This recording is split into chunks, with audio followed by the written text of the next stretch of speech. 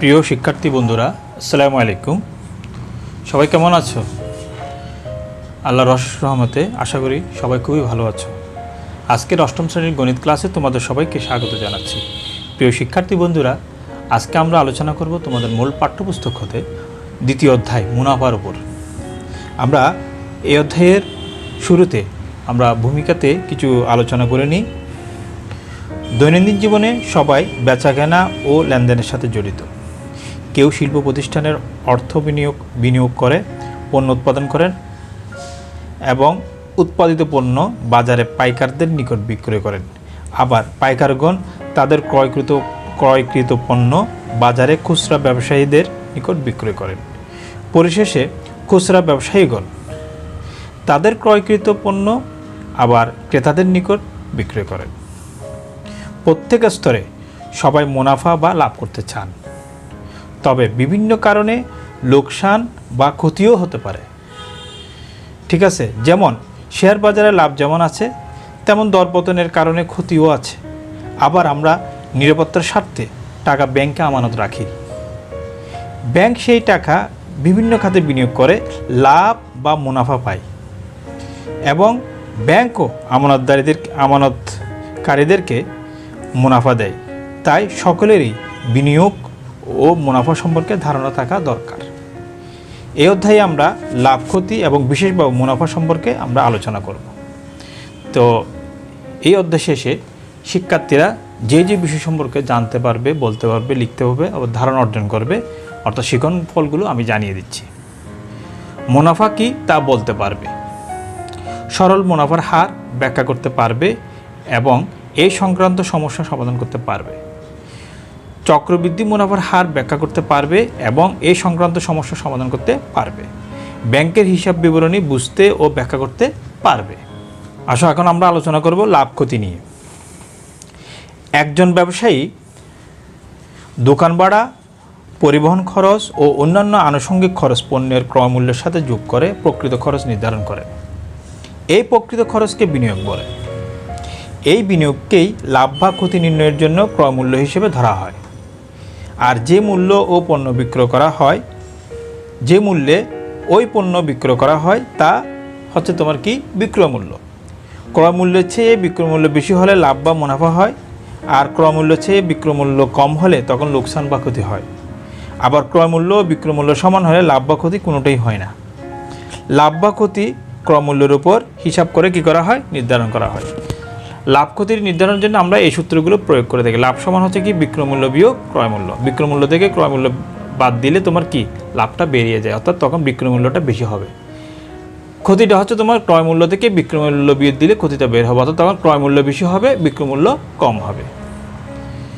এরপর আমরা জানবো মুনাফা সম্পর্কে।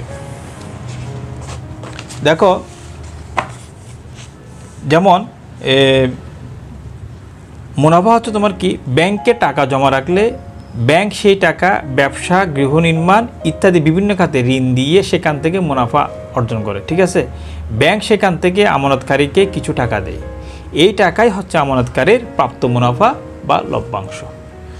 তাহলে আমরা লভ্যাংশ সম্পর্কে ধারণা অর্জন করলাম। এরপর আমরা জেনে নিব মুনাফার হার কি। মুনাফার হার হচ্ছে 100 টাকার এক বছরের মুনাফাকে মুনাফার হার বা শতকরার বার্ষিক মুনাফা বলা হয়। ঠিক আছে, অর্থাৎ 100 টাকার এক বছরের যে মুনাফা সেটাকে তোমার কি যে মুনাফা অর্জন করা হয় ওটাকে তোমার মুনাফার হার বা শতকরা বার্ষিক মুনাফা বলা হয়।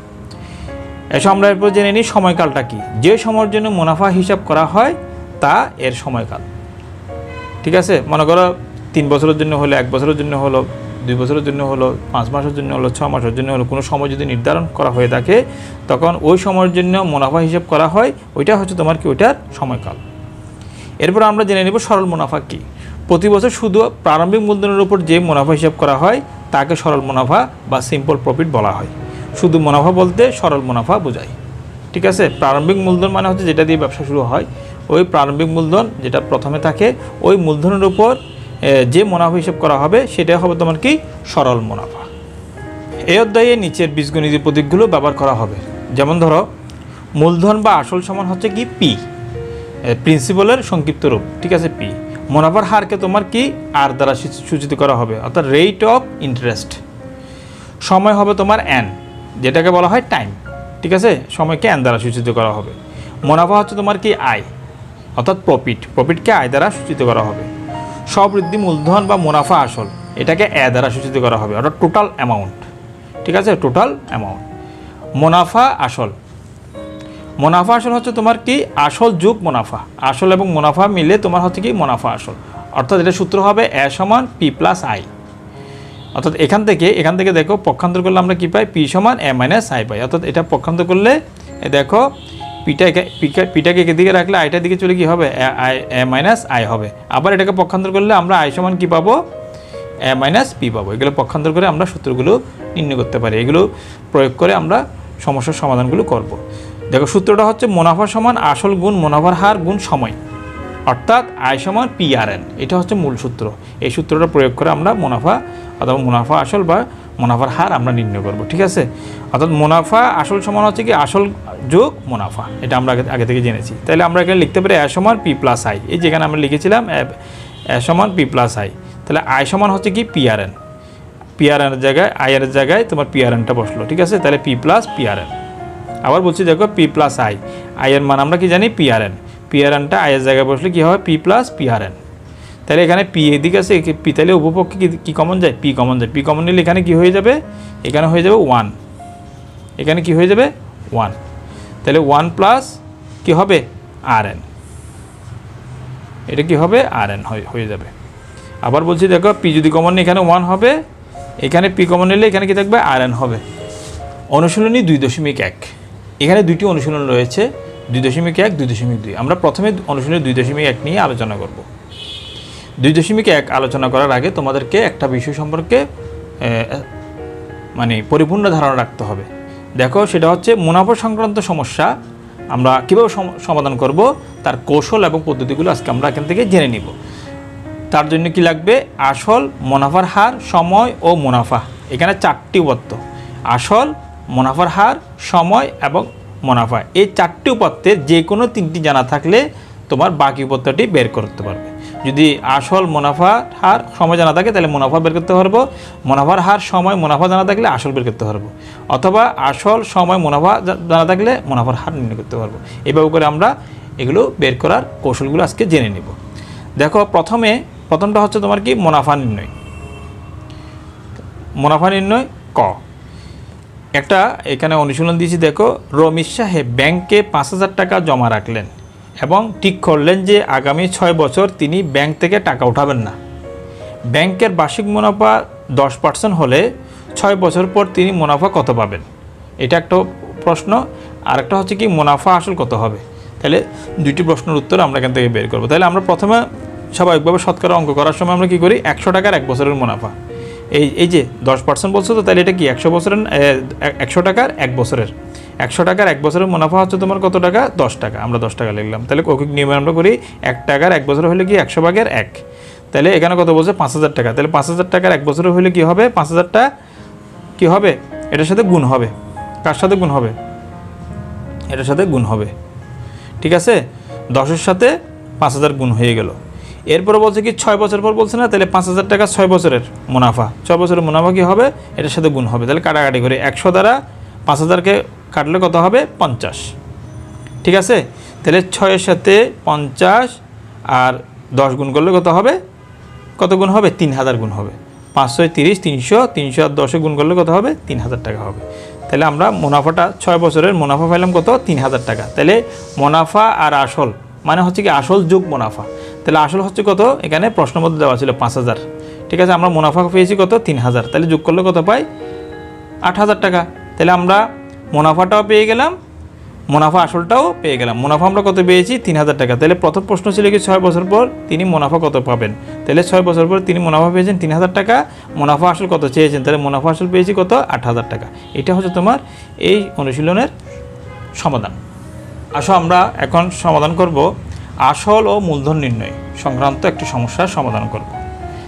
আসল ও মূলধন নির্ণয় কীভাবে করা যায় এটার জন্য একটা অনুশীলন লিখেছি। দেখো শতকরা বার্ষিক 8 সমস্ত 2 ভাগের 1 টাকা মুনাফায় কত টাকার 6 বছরের মুনাফা 2,550 টাকা হবে।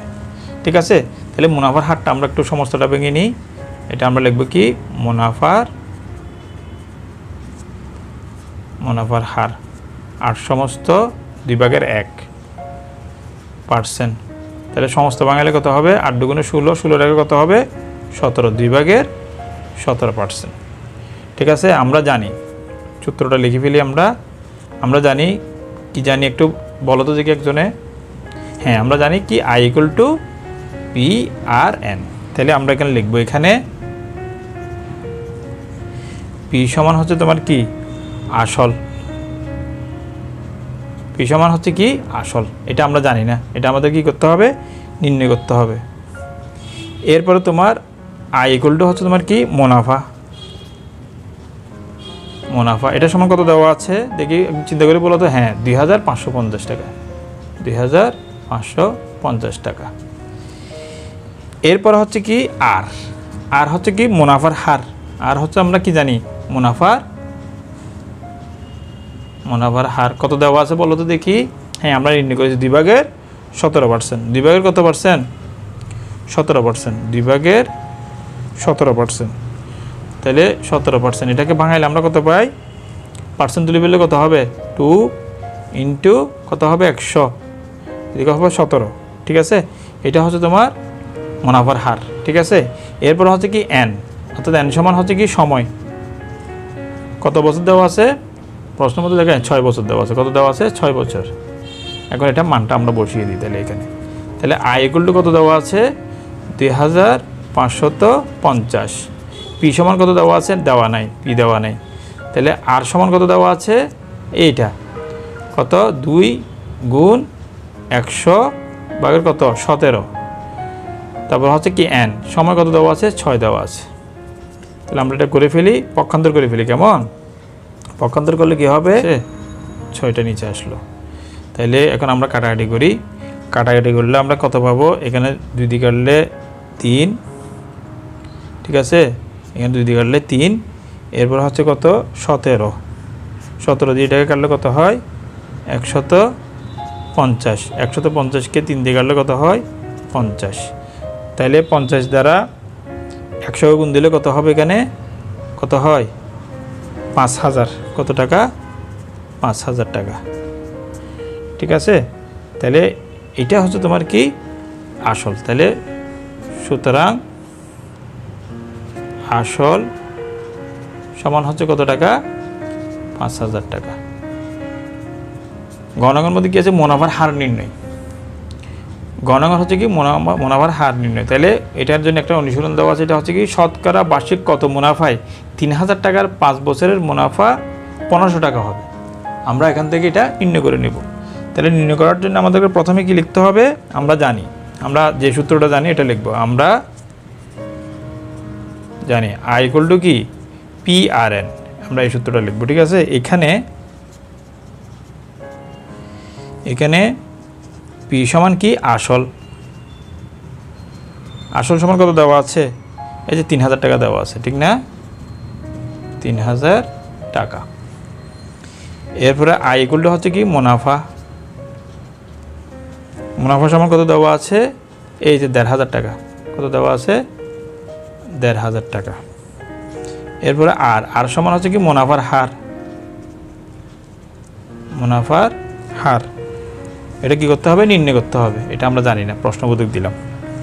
এরপর হচ্ছে n সমান হচ্ছে কি সময় সমান হচ্ছে কত বছর দেওয়া আছে, এই 5 বছর দেওয়া আছে, 5 বছর দেওয়া আছে। ঠিক আছে, আসো আমরা মানটা বসিয়ে নিই এখন। তাহলে I = কত, I = হচ্ছে কত 1500। P সমান কত 3000 গুণ R সমান কত দেওয়া আছে, R সমান দেওয়া নেই। n সমান কত দেওয়া আছে 5 দেওয়া আছে। করলে কি হয় 3000 গুণ R গুণ 5 সমান হচ্ছে কত 1500। তাহলে R সমান কি হবে 1500। এই 3000 কোথায় আসবে নিচে আসবে, 5 কোথায় আসবে নিচে আসবে। ঠিক আছে, 5 কোথায় আসবে নিচে আসবে। তাহলে আমরা এখন কি করব, এখন কাটাকাটি করব।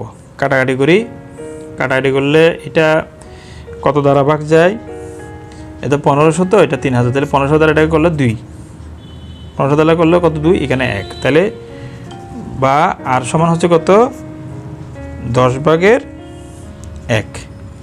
ঠিক আছে 10/1। তাহলে এটা যেহেতু পার্সেন্ট করতে হবে, পার্সেন্ট করার জন্য কী করতে হবে, এখানে কী করতে হবে, এটাকে উপরে নিচে 100 দ্বারা গুণ করতে হবে।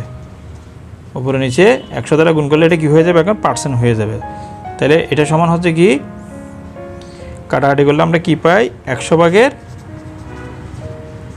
100/10 পেয়ে যাই।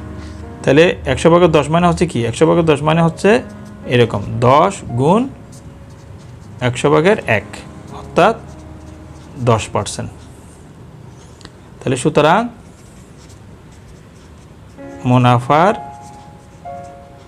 হার সমান হচ্ছে কত 10%, ঠিক আছে। মুনাফার হার হচ্ছে কত 10%, এটাই উত্তর, খাতায় তুলে নাও। আসো আমরা গ নং সময় নির্ণয়, 4টে উপাত্তের মধ্যে আমাদের শেষ উপাত্ত হচ্ছে কি সময় নির্ণয় কীভাবে করব। তাহলে বার্ষিক 12% মুনাফায় কত বছরে 10,000 টাকার মুনাফা 4,800 টাকা হবে, এটা আমাদেরকে নির্ণয় করার জন্য বলছে, ঠিক আছে। তাহলে আমরা জানি, আগের মতো লিখে ফেলবো, আমরা জানি আই ইকুয়াল টু হচ্ছে কি PRN, আই ইকুয়াল টু হচ্ছে কি PRN। তাহলে এটাকে আমরা যেহেতু সময় বার করতে বলছে, আমরা সময় সমান কি জানি, এন সময় এটা পক্ষান্তর করলে কি হবে, আই ডিভাইডেড বাই পিআরটা নিচে আসবে, ঠিক আছে। তাহলে আমরা এখান থেকে মানগুলোকে একটু চিহ্নিত করে বসিয়ে দিই। তাহলে এখানে আই ইকুয়াল টু হচ্ছে কি, আমরা এখানে লিখবো, এখানে আই ইকুয়াল টু হচ্ছে কি মুনাফা সমান কত 4,800 টাকা, ঠিক আছে। তারপরে পি সমান হচ্ছে তোমার কি মূলধন, সমান হচ্ছে কত 10,000 টাকা, 10,000 টাকা। এরপরে মুনাফার হার আর ইকুয়াল টু হচ্ছে কত 12%, ঠিক আছে। আর ইকুয়াল টু হচ্ছে কত 12%, 12% মানে হচ্ছে কত 100/12 টাকা, ঠিক আছে। তাহলে এন সময় আমাদেরকে বের করতে বলছে, এন সমান হচ্ছে কত, এটা বের করবো আমরা। আসো এখানে আমরা মানটা বসিয়ে দিই। আয়ের মান আমরা কত জানি 4,800, পি এর মান কত পেয়েছি জানি আমরা 10,000 গুণ আর এর মান কত জানি 100/12। তাহলে আমরা একটু হিসাব করে নিই, এখানে 4,800, এখানে কত হবে, এটা দিয়ে এটাকে কাটলে কত হয়, 100 দ্বারা এটাকে কাটলে এখানে থাকে 100। তাহলে 100-র সাথে 12 গুণ করলে কত হবে 1200 লিখলাম। 1200 দ্বারা এটাকে গুণ করলে কত হবে 4×12 = 48, 4 বার যায়, তাহলে কত হবে 4, অর্থাৎ 4 বছর। সুতরাং সময় হচ্ছে কত 4 বছর, উত্তর। এটা হচ্ছে সর্বশেষ সময় নির্ণয়ের পদ্ধতি বা কৌশল। আশা করি আমরা যে 4টি উপাত্ত নির্ণয় করা শিখেছি, এগুলোর মাধ্যমে আমরা পরবর্তী সমস্যাগুলো খুব সহজে আমরা সমাধান করতে পারবো। তো আজকের ক্লাসের উপর আমি বাড়ির কাজ স্ক্রিনে দিয়ে দেবো, তোমরা ওখান থেকে বাড়ির কাজগুলো করে নেবে। আজকের মধ্যে এখানে শেষ করছি। সবাই ভালো থেকো, সুস্থ থেকো। আসসালামু আলাইকুম ওয়া রাহমাতুল্লাহ।